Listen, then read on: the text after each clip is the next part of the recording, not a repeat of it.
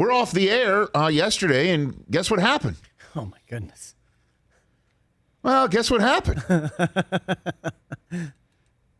What happened was, what happened was, as Stuart Scott used to say. Oh, I got it down. Yeah. What had happened was Sam Darnold is no longer a New York Jet, and the Jets trade him away to the Carolina Panthers, who don't give up their first-round choice, their 8th overall selection. Actually, the only thing they give up in this year's draft at all is a 6th-round pick, and the Jets get a 2 and a 4 next year from the Carolina Panthers, who go ahead and pick up Sam Darnold's 5th-year option on the spot worth $18 million. So they've got 2 years of contractual control on a kid who's 23 years old, just 3 calendar years removed from his drafting, and 3 NFL seasons that have led to just one big shrug emoji, because the Jets did not surround him with talent. The Jets did not surround him with stability. The Jets did not surround him with anything but a whole bunch of shrug emoji. They didn't draft for him. They didn't get a general manager in soon enough to draft for him and put in a plan in place. He had nothing but the craziest ass things happen to him. First throw of his career on Monday Night Football in Detroit, pick six.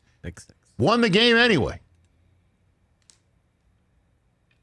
Then, as we all know, he doesn't stay healthy. He has a shoulder. He's got an ankle. He's got mononucleosis throughout his 3+ years. Again, shrug emoji. Because sometimes when Sam was in there and he did have the throw in front of him and he did have actually a weapon at his disposal, sometimes he would find a guy a la Robbie Anderson versus T.J. Jefferson's Dallas Cowboys, perhaps maybe his best win of his career as a Jet at home when they took apart the Cowboys in a year where they were supposed to be playoff bound, and if I'm not mistaken, did wind up making the playoffs. But wasn't that his first game back from mono, too? Yes, it was. Yeah. Yes, it was. And then we would see times when he has the throw in front of him and he has a weapon in front of him and he throws it right to the opposition. Shrug emoji. Didn't play all that much in college. Got a lot of reps for the Jets. Worth only a 2 and a 4 and a 6. Shrug emoji. I'll say this.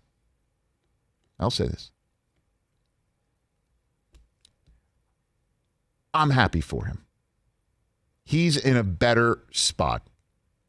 He's got Matt Rule. He's got Joe Brady. He's got 2 brilliant, sharp minds. He's got a guy in Matt Rule who he met with when the Jets were kicking the tires on him as a Baylor coach. And they apparently hit it off. My colleague Ian Rappaport saying that the 2 of them had a mutual admiration for each other. Now they are together at last in the NFL in Carolina, where he's got better weapons on the spot than he's had at any point with the Jets. That running back is insanely special. They've got 2 really good wide receivers. They've got Robbie Anderson for him again. They know how that connection's going to work. That division, with all due respect to the defending Super Bowl champs, is wide open. Long term, maybe not for the next couple years, but wide open. And he's got 2 years of contractual control with the team, which means he's got 2 years at the helm at the team that does choose 8th overall with an opportunity to protect him and get him another weapon and go to battle. And the coach isn't getting fired. and the GM's not getting fired, and they're not changing it around. And ESPN, I say this with the utmost of respect, if you got one of his games, don't mic him up and don't make him point at the screen. That's all. Don't make him do those two things. And kudos to the Carolina Panthers social media account. Very funny. And that's why a lot of people thought that this was, in the hopper for a while because they had these things all at the ready. They changed out of New York, indefinitely with him, but the point, instead of it saying out of, indefinitely with mononucleosis, he's now a Carolina Panther. Congratulations to him. I will say this about the Jets. I'll say this. Number of people that are saying that this is proof that Joe Douglas is not up to the task. I'm nervous. I've given it voice here. You asked me, am I nervous or excited? I said I'm both. I'm giving voice to Jets fans. We are nervous that it's yet another inflection point at the quarterback position. Yet another one. What do I mean by that? I took the time to look at the last 10 starting quarterbacks for the New York Jets. I did this last night as therapy during the national championship game. Here they are. This is why we're scarred, because we're at another inflection point again. Sam Darnold, Joe Flacco, Luke Falk, and Trevor Siemian each had runs during the mono. Josh McCown, as you know, was there when Sam was there, and they both, moved their hair together in the same spot during a preseason game that got caught on the bench by a camera. Beautiful moment. Bryce Petty, let's not forget about him. Hey, he's a Baylor guy, right? He must be happy today. Yeah, he probably is. Ryan Fitzpatrick, who got the job because Geno Smith had his jaw rearranged. So let's not forget about Geno, who actually had 2 years in a row of 16 starts.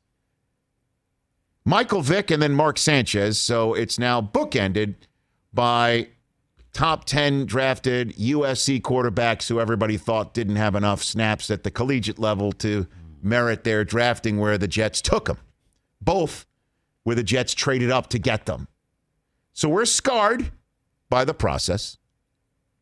And we're nervous that, yes, they're going to screw it up. Where's the trapdoor going to open up? And the fact that Joe Douglas made this move for just a 6 this year and a 2-4 next year is proof that he doesn't know what he's doing, and I'll take the opposite point of view. Sam Darnold was not going to be a Jet this year. You can't let him go through all that last year with all of us pining for Trevor and now pining for Zach, and then just say, you get neither. You're going to get the same old guy and bring in a new regime and saddle them with trying to fix him. And if they don't, which is entirely possible, and it's not their fault because it's just a few short weeks into the season, now the new regime is got the same problem as Gase and Bowles. You got to make a clean start the clock from beginning with the salary cap. So Darnold's going to go. And if you're already talking to people about Darnold, and they clearly have been, and you know that Sam isn't going to be your guy, and the rest of the league is assuming all that, and you've got to make this maneuver and pick up an $18 million freight on a guy who's been shrug emoji, you get a 2 and a 4 next year and a 6. That's what the market told Joe Douglas Sam Darnold is worth. You could have waited. Maybe it'll draft night till people panicked and not gotten a 2 and a 4 and a 6. Get what you can for him.